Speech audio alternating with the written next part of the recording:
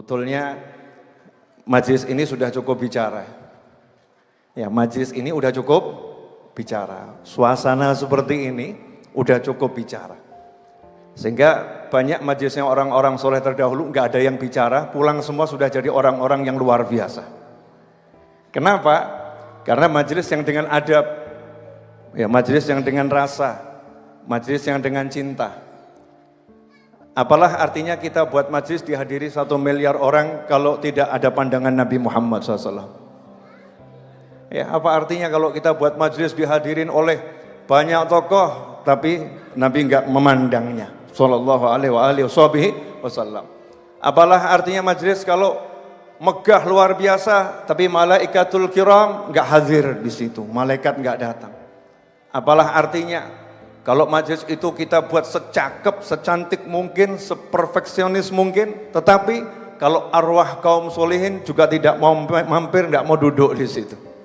Makanya orang-orang soleh terdahulu nggak mikirkan nomor satu, nggak pernah mikirkan bentuk zahirnya enggak. Tetapi yang dipikirkan adalah bagaimana caranya Nabi Muhammad Sallallahu Alaihi Wasallam bisa hadir di majelis. Atau sedikitnya Nabi Muhammad SAW memandangnya dengan pandangan cinta.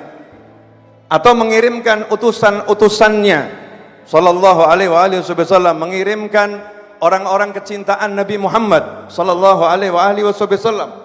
Bagaimana caranya para malaikat turun dan berdatangan di majlis tersebut?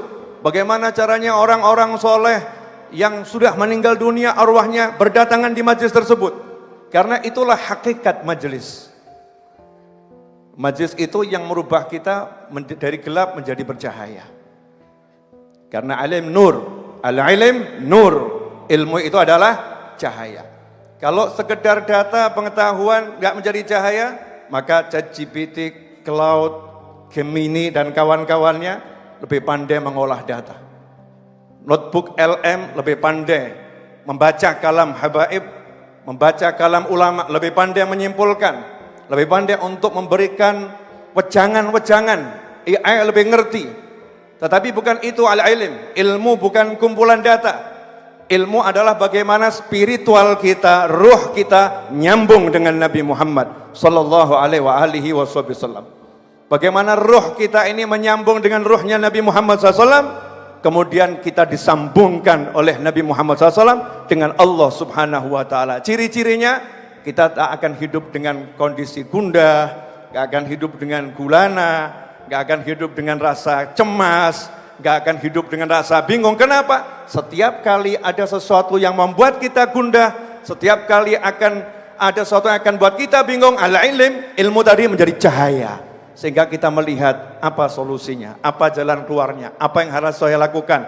Allah akan menurunkan malaikat, sakinah turun kepada kita. Tenang hati ini rasanya. Ikhwani rahimakumullah, karena itulah dibentuk majlis yang semacam ini. Dibacakan maulid, dibacakan lantunan qasidah, didatangkan orang-orang yang punya kesolehan dalam pandangan ilmu zahir. Karena manusia, syariah tahkum bidzawahir. Syariat itu menghukumi zahir. Kalau ada orang itu udah mondar-mandirnya rumah masjid, salat berjamaah, itu mukmin. Itu orang yang beriman. Itu orang yang soleh. Kalau orang hidupnya cari ilmu, ini talibul ilm, orang yang punya nilai di sisi Allah Subhanahu Wa Taala. Didatangkan orang-orang yang dalam pandangan zahir punya kesolehan dan semoga insya Allah dalam pandangan batin jauh lebih soleh, jauh lebih baik. Ikhwani rahimakumullah, agar apa? Agar kita mendapatkan tadi itu nur, cahaya. Bayangkan kalau kita baca kisah-kisah orang soleh terdahulu, majlis itu didatangi Nabi Muhammad SAW. Majlis itu didatangi Syekh Abdul Qadir Al-Jilani radhiyallahu taala anhu. Nah, kita merindukan yang semacam itu ya, merindukan yang semacam itu. Dan itu tidak akan bisa didapatkan kecuali dengan suhbah. Kalau kita mau bersahabat dengan orang-orang yang soleh.